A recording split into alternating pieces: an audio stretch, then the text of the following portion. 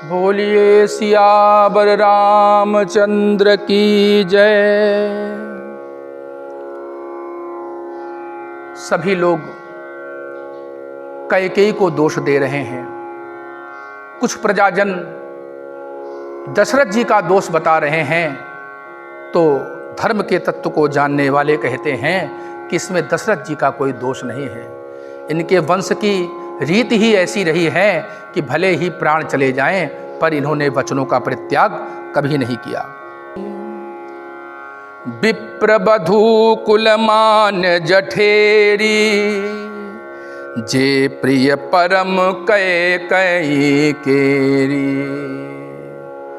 कैकेयी को जो बहुत मानती हैं, या कैकेयी जिनको बहुत मानती है, वो सब समझा रहे हैं और कहती हैं कि तुम तो सदा ऐसा कहती थी कि मैं राम को भरत से अधिक चाहती हूँ। हे रानी, आज राम से कौन सा ऐसा अपराध हो गया? करहु राम पर सहज स्नेहु, केहि अपराध आज बन देहु।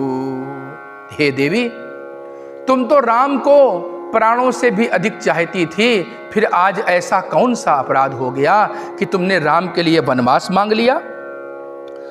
कौसल्या अब काह बिगारा, तुम जेहि लागी वज्रपुर सारा।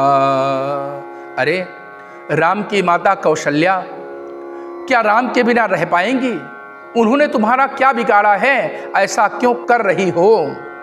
सीय की पिय संग परिहरई, लखन की रही हैं धाम। अरे तुमको ऐसा क्यों लग रहा है कि राम जी वन जाएंगे तो सीता यहीं अयोध्या में रहेंगी, और राम सीता यदि वन जाएंगे तो लक्ष्मण जी यहाँ रहेंगे? राजू की भूंजब भरतपुर, नृप की जी यहीं बिनु राम। तो ऐसे राज्य को लेकर के भरत जी क्या करेंगे? अरे राजा दशरथ क्या राम के बिना जी पाएंगे? इसलिए ऐसा कोई कार्य ना करो जिससे तुम्हें बाद में पश्चाताप करना पड़े। रामचंद्र जी तो वैसे भी राज्य के भूखे नहीं हैं। गुरु गृह बसहु राम तज गेहु। अभी भी बिगड़ी हुई बात को तुम बना सकती हो। राम जी को भयंकर वनवास ना दे करके तुम इतना कह दो कि गुरु वशिष्ठ के यहाँ राम जी रहें, और अपने पुत्र भरत को राजा बना दो, परंतु राम को वनवास ना भेजो।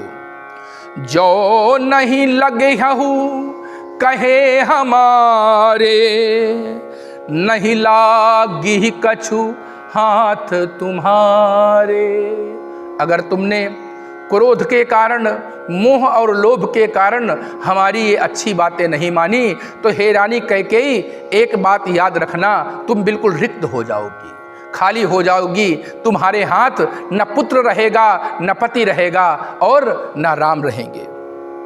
राम सरिस सुत कानन जोगु, काह कहि सुनी तुम कहूँ लोगु।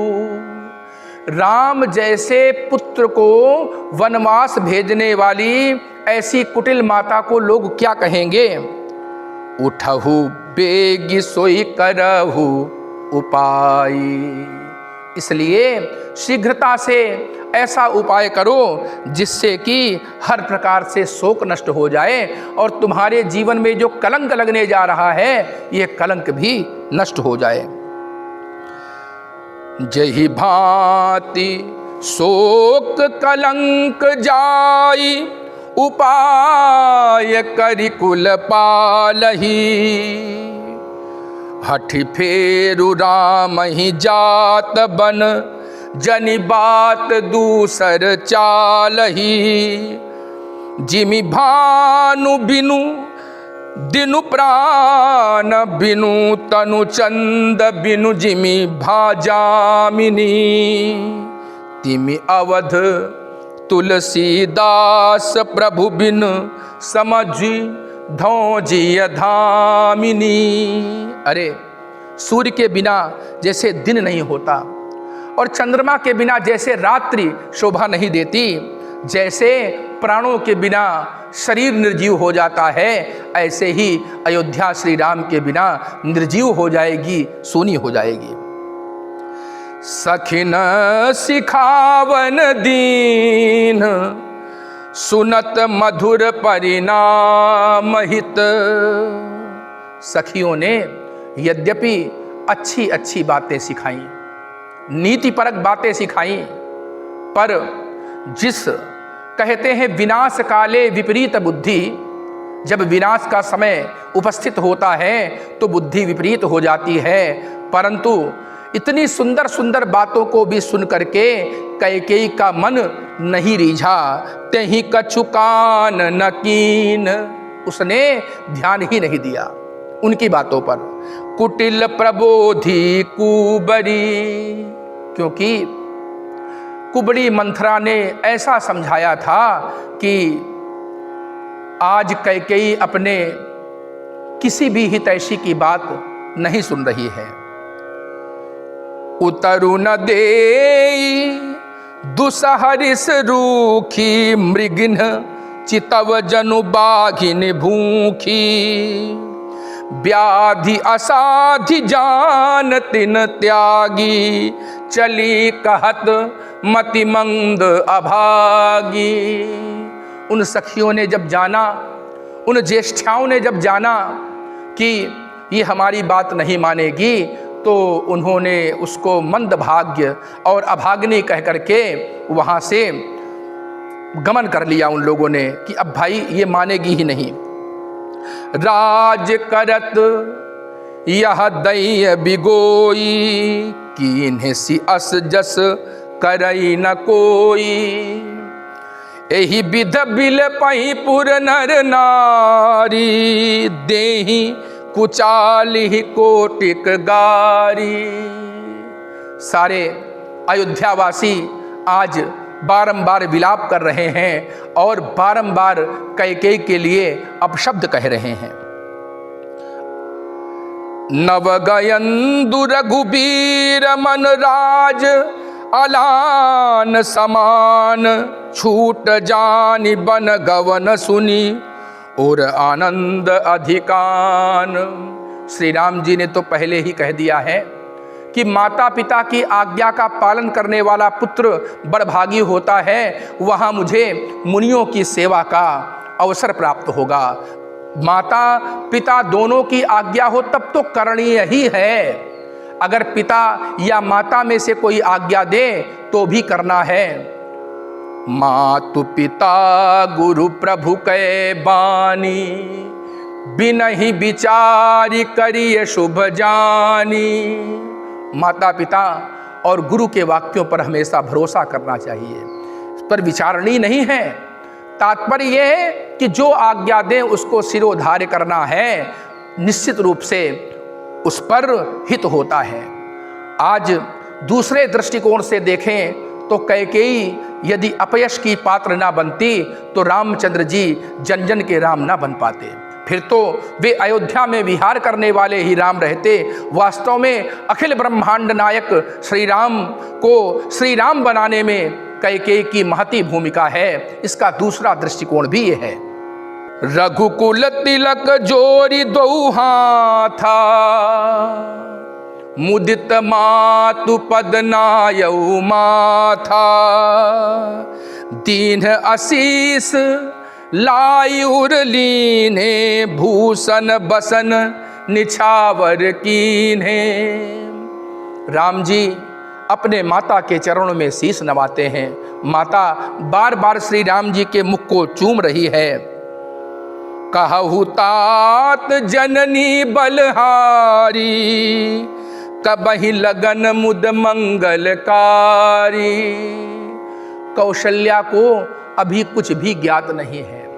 इस कारण से पूछती हैं कि हे तात, वह मंगल बेला कब आएगी।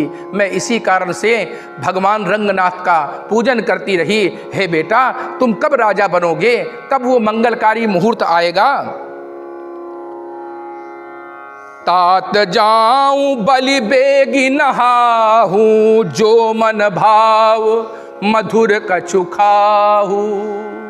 प्रातः काल हो गया है, अभी गुरुजी बुलाने आ जाएंगे, दशरथ जी की आज्ञा हो जाएगी, इसलिए हे राम तुम नहा लो, पूजा पाठ कर लो और इसके बाद में जो कुछ अच्छा लगे भोजन कर लो। पितु समीप तब जाए हूँ भैया, भई बलि बार जाई बलि मैया। इसके बाद में पिता के पास जाना।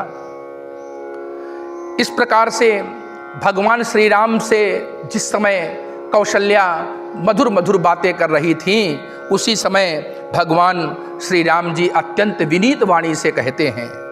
और देखिए श्री राम जी की विशेषता।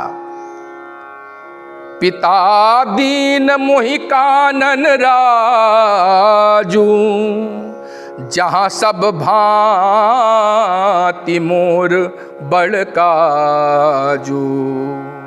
राम जी ने ये नहीं कहा कि माता पिता ने मुझे घर से निकाल दिया है, मुझे वनवास दिया है, अपितु कह रहे हैं कि पिता दीन मुहि कानन राजू। हे माता, पिताजी ने मुझे वन का राजा बना दिया है। ऐसी है श्री राम जी की पवित्र विचारधारा। जहाँ सब भांति मोर बड़काजू, आयसु देहि मुदित मन माता, जहि मुद मंगल कानन जाता।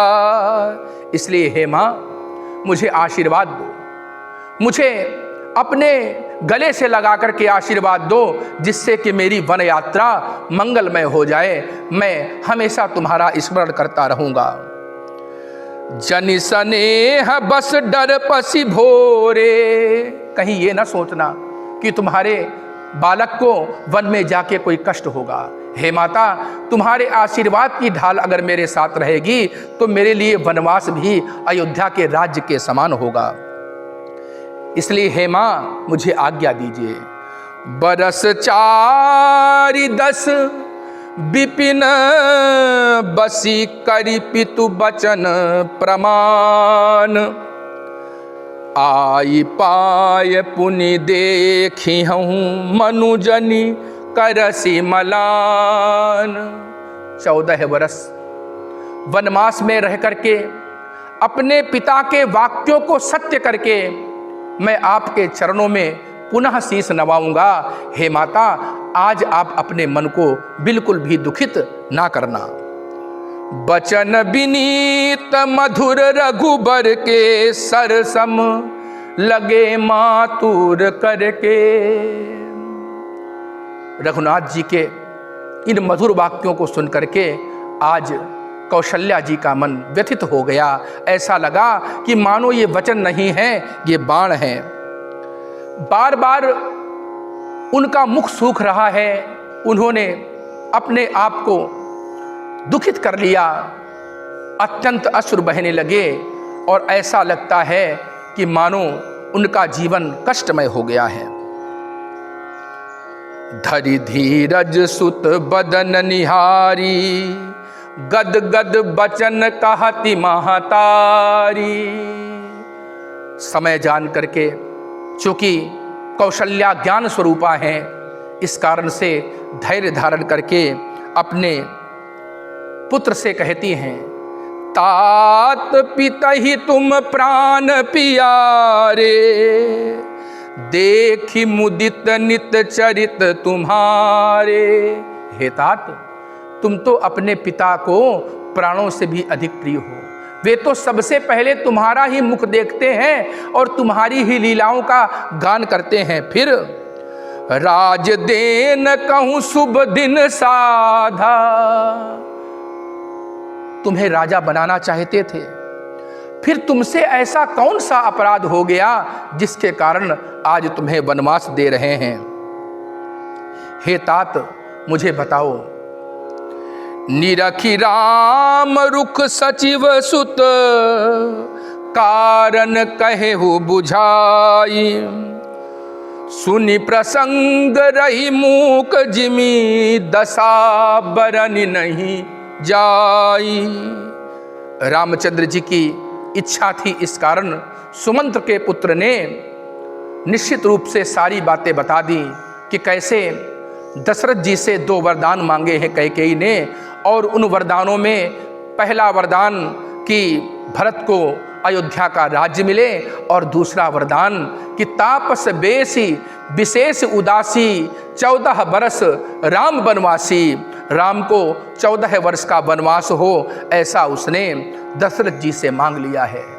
जैसे ही माता कौशल्या ने इन बातों को सुना, उनका जीवन और उनकी दशा बिल्कुल मूक होके रह गई, अवाक होके रह गई कि अरे कैसी परिस्थिति थी और क्या हो गया। राखी न सकई न कही सक, जाहू दुहू भांति, उर दारुन दाहू। न कह सकती हैं, न बोल सकती हैं, और कहे बिन रह भी नहीं सकती हैं। उनका हृदय प्रेम के ज्वार भाटा से जलने लगा। कहूँ जान बन तो बढ़हानी, अगर मैं अपने पुत्र को यहाँ रोक लेती हूँ तो भी अधर्म होगा, और यदि मैं अपने प्राणों से प्रिय पुत्र राम को वनवास भेजती हूँ तो भी ये अच्छा नहीं होगा। मैं क्या करूँ, क्योंकि मेरे लिए तो भरत और राम दोनों समान हैं। ऐसा आदर्श चरित्र भगवान श्री राम का, और भरत जैसे भ्रातृत्व को देखिए जिन्होंने श्री राम जी के लिए अयोध्या जैसे विशेष राज्य को तिनके के समान त्याग दिया। ऐसी त्याग और तपस्या तथा प्रेम की कथाएं रामायण में ही सुनने को मिलती हैं। आज भी जो जन इस कथा को सुनता है, पढ़ता है, उसके जीवन में निश्चित रूप से परिवर्तन आता है। अगर इस कथा की 2-3 बातों का ही हम अनुसरण कर लें तो भी हमारे जीवन में क्रांतिकारी परिवर्तन हो सकता है। और जितने की त्रेता के समय इस कथा का उपयोग था, वैसा ही आज भी उपयोग है। जो लोग भी श्री राम जी के इन चरित्रों को सुनते और पढ़ते हैं, उनका जीवन धन्य हो जाता है। बोलिए सियावर रामचंद्र की जय।